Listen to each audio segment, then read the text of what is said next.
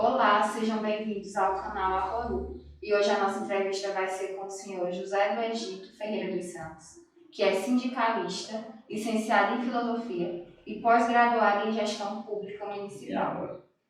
E agora é candidato a vereador e também nasceu no povoado Tucuns e tem muita coisa para nos falar a respeito da história de Uruçuí. O senhor nasceu aqui em Uruçuí, certo? É, município, povoado Tucuns. Certo. E quais são as suas lembranças a respeito da cidade nessa época, na sua infância e na sua juventude? Bom dia a todos e todas. Primeiro, o grande comércio não era aqui em Uruçuí. O pessoal mais novo pensa que essas lojas era o início de Uruçuí. O início de Uruçuí era em Tucuns, foi em Tucuns. Lá é onde tinha as primeiras embarcações, as maiores, de Teresina, de Parnaíba. Descia os nossos extratos, né? O babaçu, o coco babaçu, o porco, o gado, descia de balsa, desde Uruçuí Preto até Floriano, Teresina e Parnaíba, Campo Maior. E de lá vinham os produtos das cidades, né? Vinha o tecido, vinha o sal e tudo mais que não produzia na região. E as maiores embarcações, porque o rio era mais largo, era até Tucuns. As maiores lojas de Uruçuí eram no povoado Tucuns. Servia toda a região, desde a Baixa Grande do Ribeiro, a Antônio Almeida e Landres Salles, passando por Porto Alegre. Todo mundo fazia suas compras em Tucuns. E aí, as embarcações que subiam eram as menores, né? Tipo assim, era metade de uma embarcação grande, né? Uma grande lancha ficava em Tucuns, abastecendo as grandes lojas que tinha em Tucuns, tinha Benzudo, loja Beija-Flores, Chico de Coelho, Zé e aí vai. E aí é que subia o rio, distribuindo no Ribeiro, um pouquinho no Ribeiro, e um pouco aqui na cidade de Uruçuí, onde tinha também as grandes lojas, mas sendo as maiores em Tucuns. E a respeito da história da cidade, né? Mais ou menos a época que o senhor viveu a sua juventude aqui na cidade, como era, né? A cidade em si. Na verdade, eu cheguei para cá em 74 para estudar o ginásio. Uruçuí é uma cidade conhecida como uma oligarquia. Todo mundo sabe o que é oligarquia, é um governo de uma família. Então foram o quê? 90 anos de oligarquia. E eu conheci essa oligarquia de perto, pois eu trabalhava com membros da família oligarca, que era a família Coelho. Eu fui gerente depois do posto de gasolina do Luiz Coelho quando ele casou. Então, era realmente uma cidade que o nome já diz, quando tem uma oligarquia numa cidade, só quem manda é aquele grupo familiar. Eu me lembro que quando vinha um poço artesiano para ser perfurado, então era na fazenda dos meus senhores, mesmo o poço sendo de procedência pública, mas era lá na fazenda do Ribamar Coelho, ou na fazenda do Cavalcante, e aí na fazenda de qualquer pessoa, que era para poder dominar o pobre, dominar o pequeno. Então, o dinheiro era público para fazer o poço, mas era localizado bem aqui entre cercas, que era para quando você precisasse de beber, ter que vir procurar aqui. Inclusive já fazendo parte da ditadura militar. Eu vi também que o senhor foi, na verdade, um dos primeiros fundadores do Sindicato dos Trabalhadores Rurais em Uruçuí. E eu queria saber quando e como foi esse processo. e o que levou o senhor a fundar? Primeiro, nós fundamos nos anos 90. O que levou a fundar o Sindicato de Trabalhador Rural? O grande sofrimento e a exploração da zona rural. Todo trabalhador rural era explorado, inclusive pelos fazendeiros primeiros daqui e depois pelos mais modernos. O trabalhador rural conseguia trabalhar e o dinheiro ficava só na cantina, praticamente só na cantina. Tinha uma espécie de gato, era o atravessador, contratava os trabalhadores, levava para as fazendas e lá pegava mercadoria, vendia muito caro, a ponto de não ter grande lucro para o trabalhador. E o dinheiro ficava quase todo na cantina. O que foi que a gente fez? Vendo essa necessidade, a gente começou a mobilizar para fundar o Sindicato de Trabalhador Rural, que até então eles militavam no Sindicato dos Grandes, que era o Fundo Rural chamado. Quando o povo ia se aposentar, aí se aposentava naquele tempo era um carneiro, se aposentava aí no Fundo Rural. O presidente do Fundo Rural era da classe rica, porque o Fundo Rural, o sindicato patronal, tem direito de estar aí. O sindicato patronal era dirigido pelo povo que aposentava. E eles aposentavam as pessoas e diziam: olha, meu velhinho, minha velhinha, eu vou lhe aposentar agora. Aí aposentava. Aí ficava com um carnê de 12 meses, tirando para eles, tirando para eles, tirando para eles. Como a população era alienada, não sabia que já tinha sido aposentada ou aposentado, aí eles vinham buscar só depois de um ano. Pronto, seu benefício chegou, viu? Aí o aposentado ainda dizia: pois agora eu vou lhe dar ainda 3 meses. Não sabia que ele já tinha tirado 12 meses escondido. Aí disse: olha, conforme eu lhe prometi, eu vou lhe dar mais 3 meses.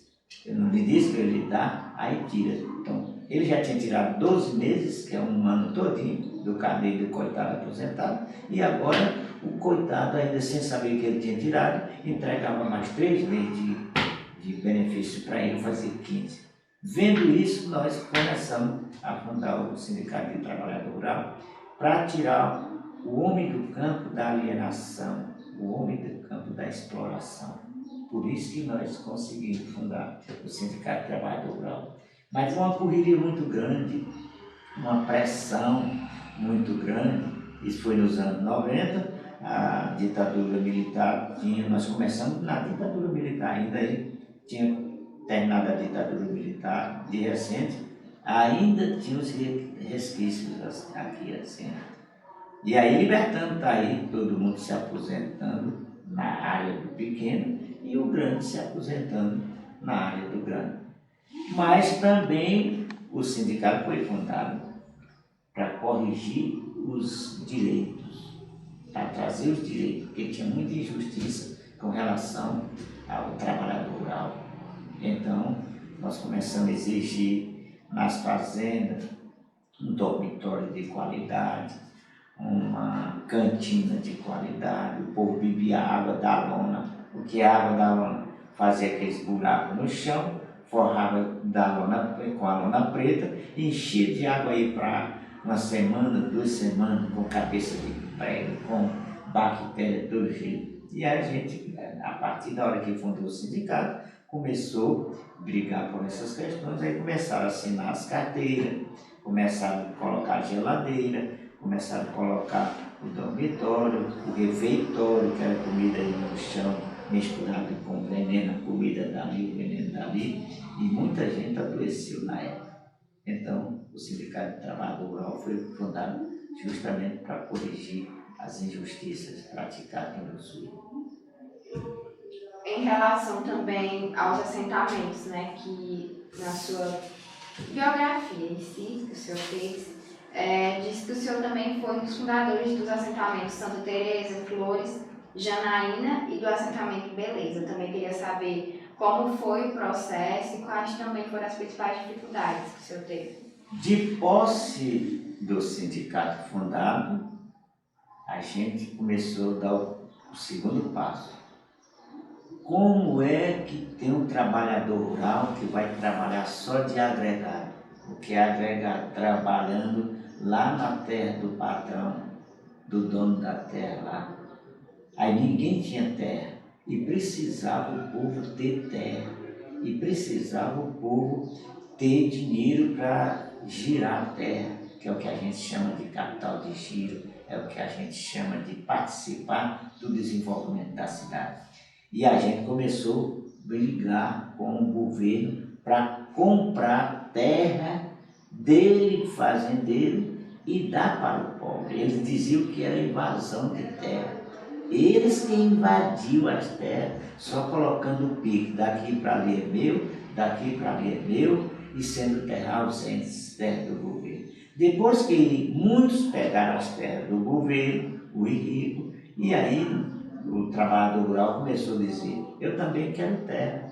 E aí, aquela terra que não estava produzindo, como a do Elmar aqui na Torre e a do Cavalo nas Flores, a gente chamava o governo e dizia, terra tal não está produzindo, nós vamos ocupar e não invadir. Tem diferença, invadir é invadir o que é a lei, e é ocupar uma terra que tu está só dizendo que é tua, sem produzir nada. Inclusive tem vezes que até produz outras coisas em outra cidade. Então, nós ocupávamos as terras e aí o governo vinha, comprava a terra do patrão e dava para o trabalhador rural. E desenvolveu o assentamento como tem hoje em Santa Teresa, produzindo em alta escala. Do caju produz tudo, produz a castanha, a farofa, o licor, a rapadura, o doce, o suco, e antigamente tudo era só terra aí, perdida, só o dono dizendo que era dono da terra. Então nós fundamos o Janaína, como o estudante aqui falou, fundamos os Lajedo, que é a Beleza, que é o Antônio Almeida, Santa Teresa e as Flores. Hoje estão todos produzindo e já foi até dado o título como dono da terra, 20 hectares para cada um. Então, foi uma coisa muito boa. Atrás disso, para completar a pergunta aí, fundamos a Cooperativa do Pequeno Produtor. Por que a cooperativa? Sindicato de Trabalhador Rural é para corrigir as injustiças. O assentamento é para dar terra, para completar a justiça social. E a cooperativa, Zé Bragito, para que é? É para ensinar o homem do campo a movimentar dinheiro no banco. Até então, quando a gente falava do homem do campo tirar um dinheiro, disse, não quero dever, não quero dever. Não, moço, todo rico trabalha com fomento. Os bancos, as instituições financeiras são todas para fomentar o desenvolvimento do Brasil, para desenvolver o Brasil. E o pequeno não entendia isso. Aí nós fundamos a cooperativa e aí eles entenderam. Hoje todo mundo faz crédito amigo, crédito amigo. O responsável, foi o José do Egito, hoje candidato a vereador. Então a cooperativa não veio aqui de graça, veio através de nós. E o Banco do Nordeste também não veio de graça. Como foi que o Banco do Nordeste chegou aqui? Chegou aqui porque nós pequenos começamos a fazer pequenos negócios no Banco do Nordeste em Floriano e começamos a fazer a propaganda, o pequeno, e aí o grande começou a fazer negócio também, e o banco não compensava mais todo mundo ir para Floriano. Então o banco veio para o Ussuí. Na verdade, o banco veio através do pequeno Banco do Nordeste. E a cooperativa, resumindo, serve para quê? Para ensinar o homem do campo a lidar com dinheiro, lidar com as instituições financeiras, com os bancos. Aí, finalizando aqui, sindicato para corrigir os direitos, as injustiças, sem terra, né, os assentamentos para dar terra, e a cooperativa para ensinar a tirar dinheiro do banco para cultivar a terra. E a gente também viu que o senhor foi um dos primeiros, né, a se graduar, no caso, e ter licenciatura em filosofia, participou da primeira turma de filosofia. E eu queria saber qual foi, né, a sua maior dificuldade e o que o senhor viu em relação à educação e ao ensino superior daqui de Uruçuí. Olha, eu costumo dizer, tem uma história que diz que o Pelé, o rei do futebol, diz que uma vez ele chutou a bola, ele correu e cabeceou no gol. Eu costumo dizer isso nas minhas palestras. Eu ajudei a fundar a Universidade Federal, aqui em Uruçuí, e eu mesmo fui da primeira turma de filosofia. Pode até focar aqui, você pode focar aqui na minha. Eu fui a primeira turma. Enfrentamos primeiro uma discriminação. Nesse tempo eu tinha 58 anos de idade, já cabelo branco. Não era comum gente velha estudar. Aí nós quebramos a cultura. Eu me lembro que o prefeito de Sebastião Leal, o Ângelo, e o Aloysio, pai do prefeito de Bertolínia, ele chegou, ficou caladinho no dia da aula inaugural. E aí ficou com vergonha, era muito jovem e tem um bocado de velho também. Aí quando eu cheguei, eu disse, bom dia, o que é que todo mundo está triste? E o Aloysio disse, agora eu vou me apresentar, que chegou gente mais velha do que eu. Então é isso, nós enfrentamos primeiro uma discriminação. Quem já viu o velho estudando? E aí a gente colocou isso na ordem do dia, e aí começou de lá para cá, de 2012 para cá, é difícil não ter um velho aqui em Uruçuí formado. Depois que formaram os filhos, eu estava na casa da companheira Iraci, na Água Branca, Daci, e ela dizendo, Zé da Egito, eu sou professora de História, e eu me formei, depois que eu formei meus 3 filhos, ou 4 filhos. Então, de lá para cá, a coisa desenvolveu. Então, realmente foi. A outra dificuldade, a internet, como até hoje a internet é ruim, veio todo o governador, fundou o campo aí e colocou os computadores, internet e tudo. Só que não tinha sinal suficiente. Mas era uma luta, né? Eu ainda participei de uma conferência de educação, uma conferência nacional em Brasília, onde eu fui chamado para dizer a dificuldade de um velho estudar, das universidades, dos campos dos interiores funcionar. E eu disse, a dificuldade é a internet. E a outra, segunda dificuldade, era livro, que foi quando começou a lançar na internet, eletronicamente. Que eu disse, olha, nós com aquelas apostilas, nós não podemos estudar. Os livros são muito caros, também talvez o governo não pode dar. O que é que a gente quer? Que coloque o livro na internet. E aí começou. Hoje você pesquisa, você estuda qualquer livro.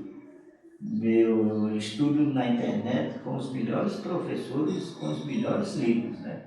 Agora que eu estou podendo comprar livros.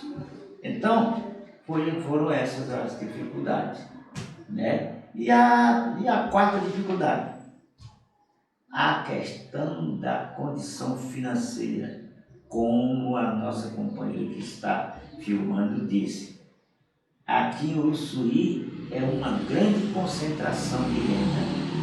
É rico cada vez mais rico e pobre cada vez mais pobre. A renda de Uruçuí é grande. Quando divide per capita, você vê que para cada pessoa é muito grande. Mas quando você vê que a renda é concentrada, é que você vê que é 1 milhão para o rico e 1 tostão para o pobre.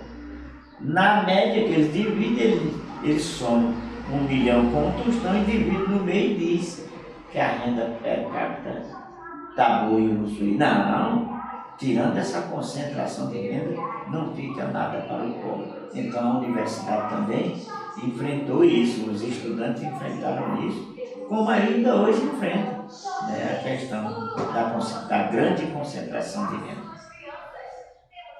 E por que o senhor escolheu a filosofia? Eu ia escolher história, mas eu descobri que história é a gente contar uma história de alguém. E eu era todo animado para fazer uma história. Aí o nosso irmão e companheiro Hudson, que é professor de história, um grande professor por sinal, disse: Zé do Egito, pelo que eu vejo em você, toda coisa você quer criar, toda coisa você quer inventar, toda coisa você quer dizer, e todo dia chega com uma novidade, o seu curso é filosofia. Eu nem sabia o que era filosofia. Eu me lembro que o doutor Gilberto, num palanque político, eu fazendo um discurso aqui, filosófico, sem saber que estava filosofando, e eu escutei ele dizer atrás de mim, disse: rapaz, o cara é um filósofo, o cara é um filósofo. Mas eu não sabia. Depois que eu comecei a estudar, foi que eu vim saber o que ele estava falando. Então, para que serve a filosofia? Serve para ensinar você a pensar. Como eu não quero viver alienado e nem alienar as pessoas, até mesmo sem querer, eu escolhi o curso de filosofia, porque me ensina a refletir, me ensina a pensar, me ensina a fazer reflexão para distinguir o joio do trigo, o erro do acerto, o bem do mal. É por isso que filosofia, você conhece seu namorado assim, no abrir da boca, você conhece seu marido, você conhece o político. Com filosofia você diz: por que ele chega na minha casa e diz que vai dar emprego para todo mundo? Se tu raciocinasse, tu dizia: o homem já está mentindo, que não existe emprego para todo mundo. Inclusive porque aqui em casa nem todo mundo é capaz de receber emprego, porque não tem formação suficiente. Se você estudasse filosofia, ia obrigar todo mundo a ter uma disciplina filosófica. Hoje os advogados estão, os que não fizeram filosofia na época, estão fazendo separado para poder compreender o mundo que nos rodeia. O senhor falou bastante sobre o período da ditadura militar. O senhor presenciou, o senhor disse também que já morou em São Paulo. E aí eu queria que o senhor falasse um pouco sobre como a ditadura afetou, né, impactou a região, sobretudo de Uruçuí, e se era toda a população que sabia. Será que era todo mundo que estava se dando conta do que estava acontecendo no Brasil? Ou será que era só uma minoria que tinha acesso à rádio ou à televisão? Primeiro a ditadura militar é você não poder falar. O povo brinca com ditadura militar, eu vejo alguns alienados, ainda bem que são alguns alienados pedindo a volta da ditadura militar. O que é ditadura militar? É eu falar e tu não poder falar. Eu te esculhambo e bato o telefone, tu não pode falar. Eu te devo e tu me cobra e eu me zango ainda e mando tu me respeitar. Ditadura militar é eu poder falar e tu poder e ser obrigado a calar. Tem um comício aqui na ditadura militar, jovem. Nós da oposição, politicamente falando, os nossos palanques políticos foram muito invadidos pela ditadura militar. Eles faziam os comícios deles, da oligarquia, podia dizer, chamar a gente de vagabundo, ladrão e tudo. E a gente, mesmo respeitosamente, não podia falar. A polícia vinha, invadia o palanque, era um forró danado e prendia a gente. Então, não podia falar, não tinha liberdade política e nem liberdade física de andar. Não, o que está fazendo aqui? Está na hora de ir embora. Se eu passar aqui quando você estiver aqui, ditadura militar sim. Ditadura militar hoje, uma mulher pode denunciar que foi estuprada, pode denunciar que está sendo assediada. Naquele tempo, além dos caras forçar as meninas, até mesmo os filhos de papaizinho, e ainda dizia: agora diga que eu quero lhe matar. Se até hoje estão matando mulheres. na democracia, na chamada democracia, e imagine uma ditadura militar. E essa ditadura militar no Nordeste, ela pesa mais. No Sul, que tinha gente rica e gente pobre na oposição, que tinha gente fazendeira e gente não fazendeiro, fazendeiro na situação e oposição. E aqui, que só era fazendeiro e trabalhador operário. A pobreza do Nordeste. Então a ditadura no Nordeste foi muito pior, que até hoje na democracia ainda estamos vivendo isso que nós estamos vendo. Imagine na ditadura militar. Eu queria saber também sobre o impacto dela, né, a ditadura, na política local. Como é que funcionava na época? Por exemplo, a gente foi na Câmara Municipal de Vereadores e a gente analisou algumas atas de algumas sessões da Câmara, né?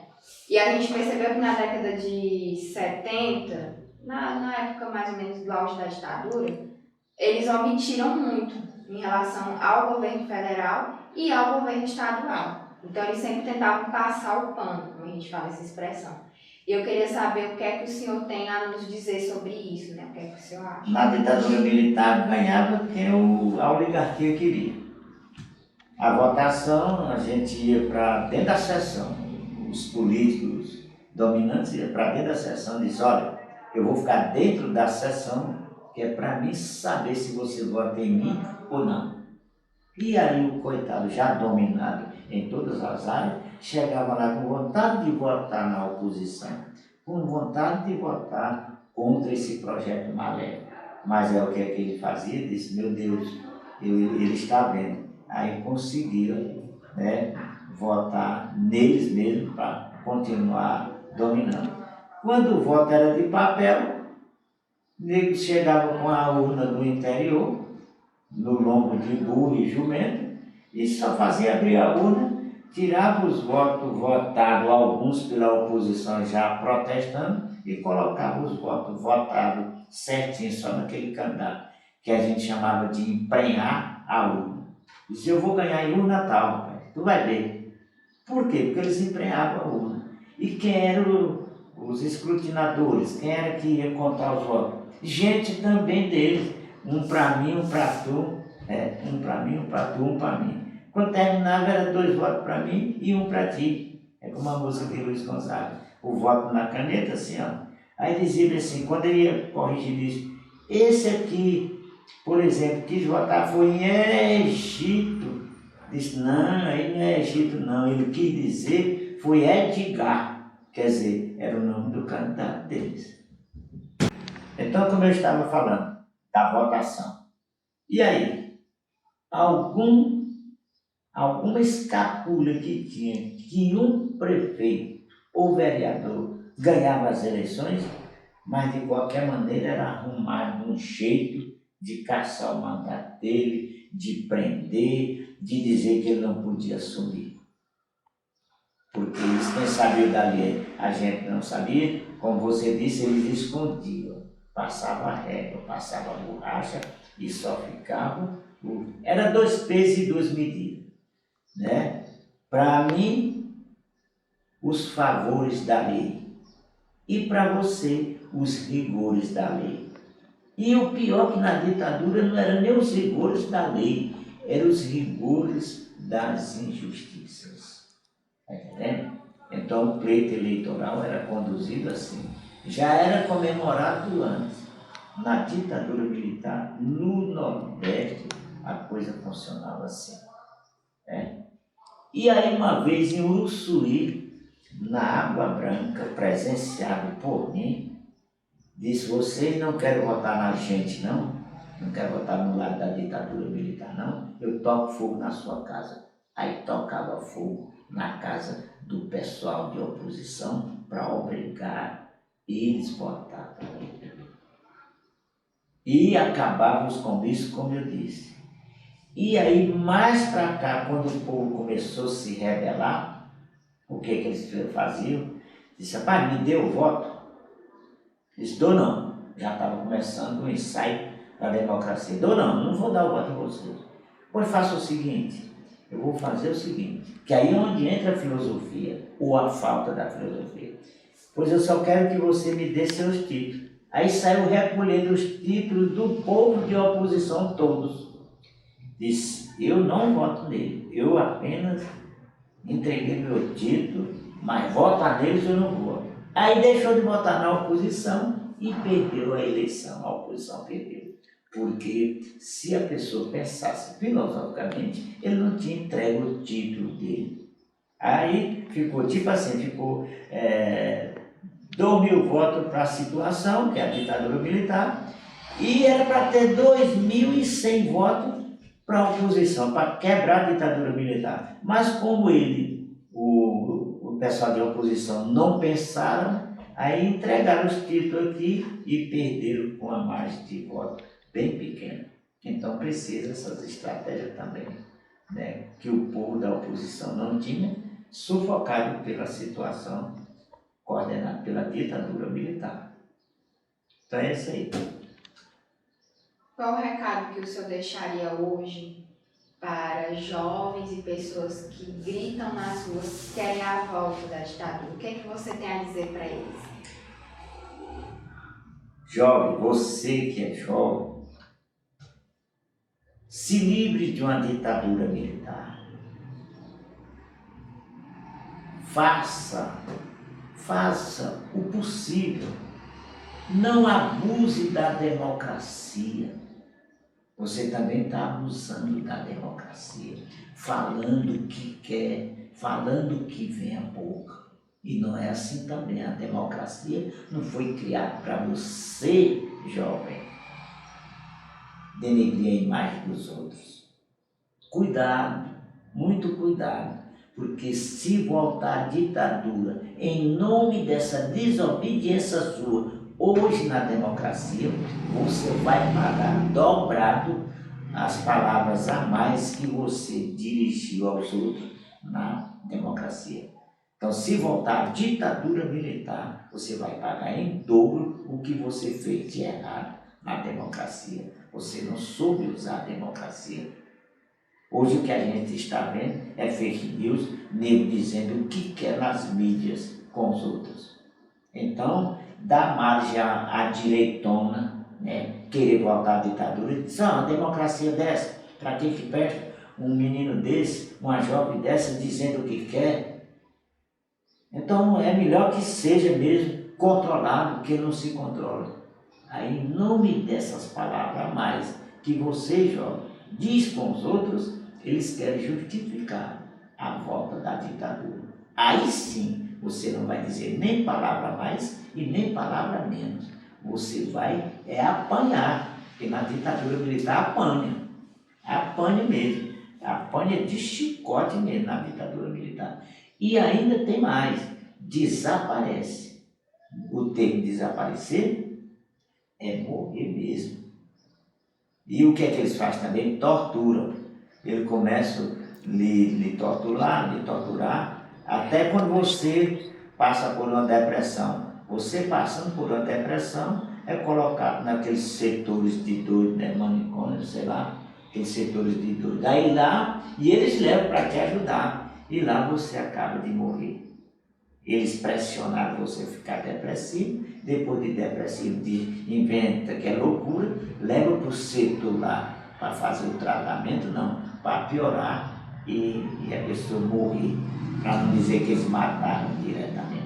Então a ditadura militar sempre faz isso. É o chamado crime organizado, assim, para não matar direto. É tanto que na ditadura militar a turma dizia assim, rapaz, dá um canto de carro aí na oposição e depois diz que é um acidente. E ficava por isso mesmo e ainda ia para o velório chorar. Então o jovem precisa refletir sobre isso. Precisa refletir na hora de receber dinheiro para votar. Precisa na hora de refletir, na hora de ser colocado na folha de pagamento. Que jovem é esse que quer ganhar dinheiro sem trabalhar? Eu vou votar em fulano porque ele vai me botar na folha de pagamento. Não é assim. Você já está querendo uma ditadura militar assinada por você mesmo. Portanto, o jovem deve pensar, deve refletir e nunca mais, ditadura nunca mais. É tanto que tem esse slogan, ditadura nunca mais. Quem sofre mais numa ditadura? Vocês, mulheres, é quem sofre mais. É o desbando dos homens machistas. Primeira coisa quando voltar à ditadura militar é acabar com esse negócio de mulher querer ser igual a homem. Como o presidente Bolsonaro mesmo disse, mulher já é mulher, sendo preta e feia e pobre, essa que não deve existir mesmo. Deve ganhar menos do que homem, nas palavras deles. Imagine uma ditadura militar. É realmente condenável. É tanto que mulher, até um tempo desse, você se abastar, que eu não estou lembrado agora, não votava. Não tinha liberdade para votar. Né? Mulher nem podia estudar muito. Quando você tinha um casal, um homem e uma mulher dentro de casa, um filho e uma filha, o homem ia estudar e a mulher ia fazer as coisas de casa. Então, a ditadura militar é maléfica. E o jovem tem que ter cuidado com a volta da mesma. Sobre a população negra, principalmente aqui em Uruçuí, o que é que o senhor pode nos dizer? Principalmente sobre racismo, sobre a segregação socioespacial que teve, né? Que o senhor falou, chegou a falar na nossa conversa anteriormente, que pessoas negras eram separadas em determinados locais, festas, das pessoas brancas e elitizadas, entre aspas.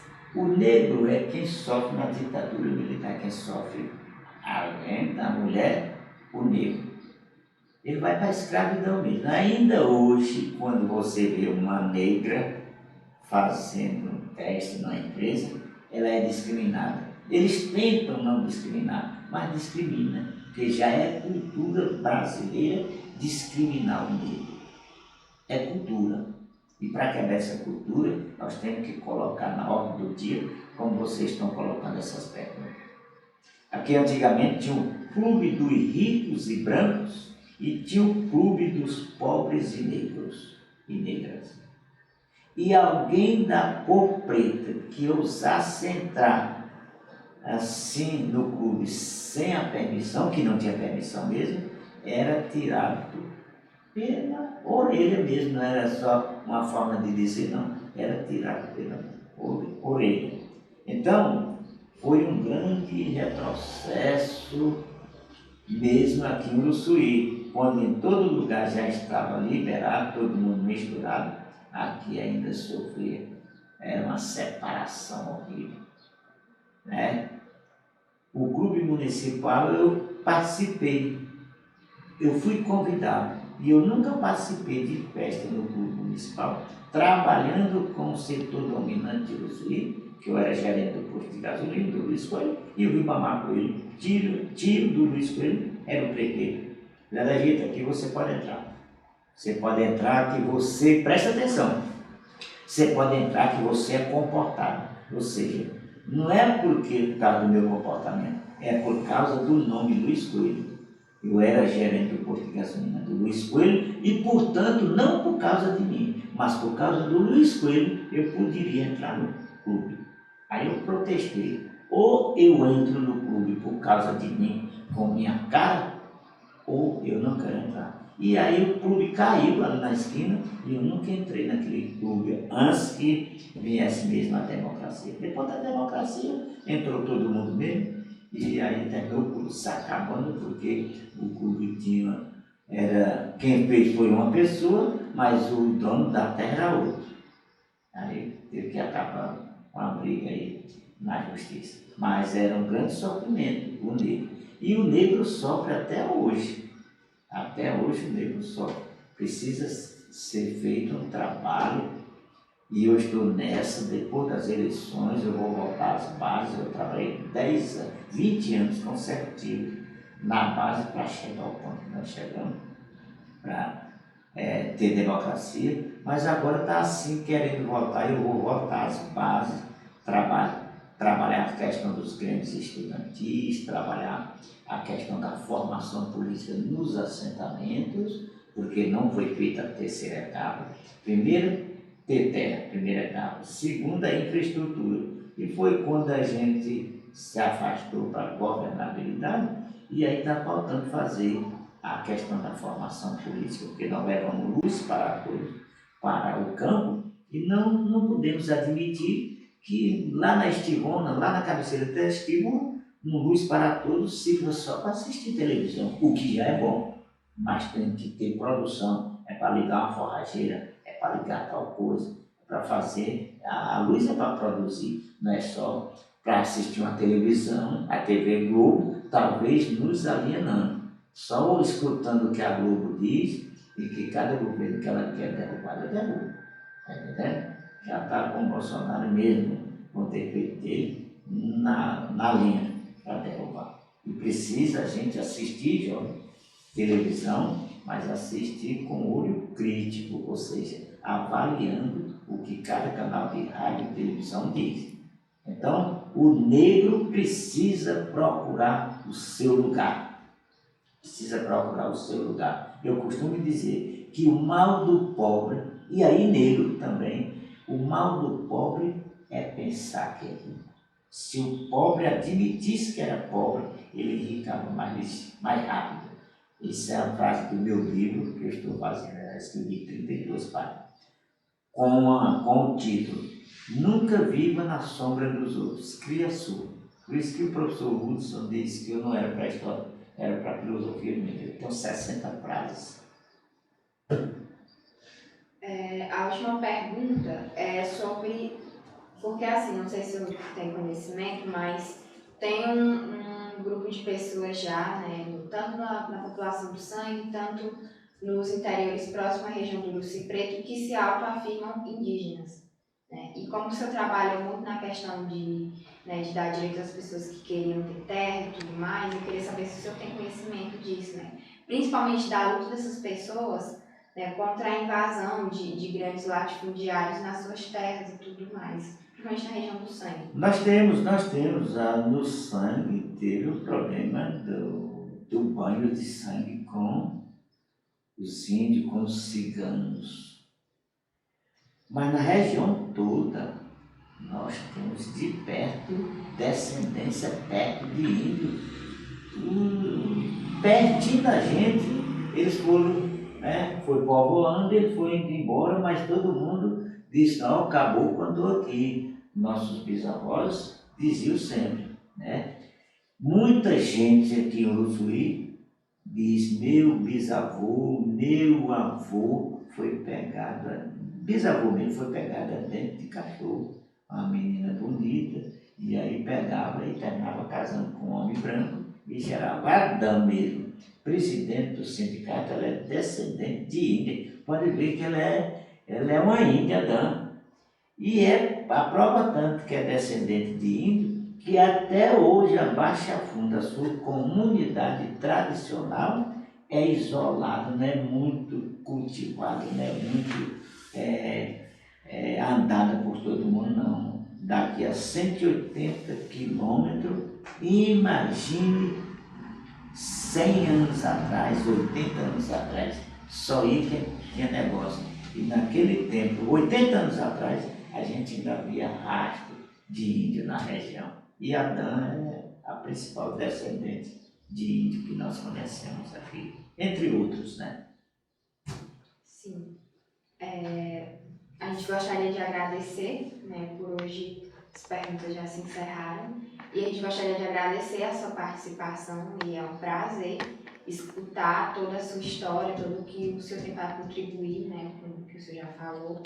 É uma grande autoridade, né, de peso a gente conversar com você, a gente aprendeu muito, coisas que a gente nem imaginava, mas o senhor está aqui nos ensinando.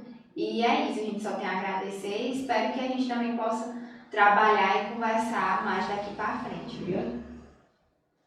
Então, eu quero também me despedir de vocês com um conselho,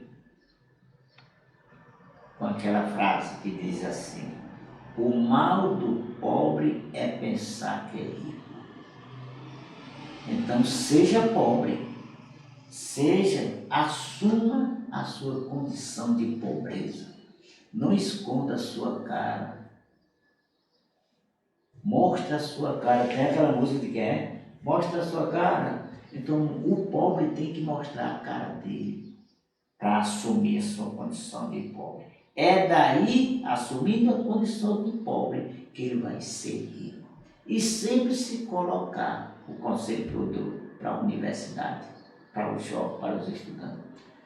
Use de misericórdia para com os outros, ou seja, se coloque no lugar do outro para você poder fazer políticas sociais, para você poder tratar as questões humanitárias, a questão do ser humano.